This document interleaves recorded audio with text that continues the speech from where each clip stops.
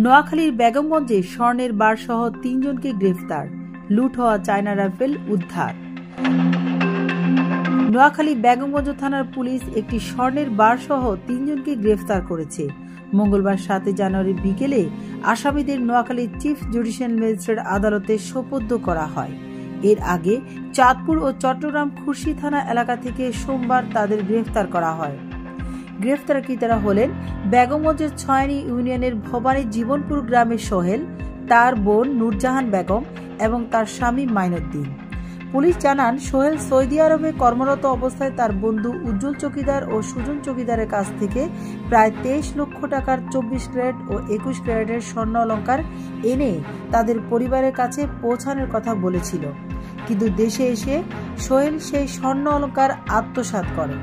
পরে অভিযোগের ভিত্তিতে পুলিশ তাদের আটক করে এবং নূরজাহান ও তার স্বামী হেফাজত থেকে একটি 24 ক্যারেটের স্বর্ণের বার উদ্ধার করে।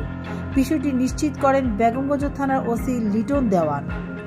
এদিকে নোয়াখালী সোনাইমুড়ি থানার পুলিশ বিশেষ অভিযান চালিয়ে 5ই আগস্ট থানা আক্রমণের সময় লুট হওয়া একটি চায়না রাইফেল উদ্ধার করেছে।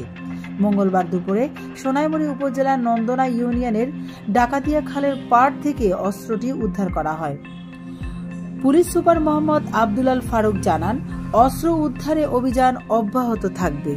রুমানা ইসলাম, সিএন টেলিভিশন, নোয়াখালী।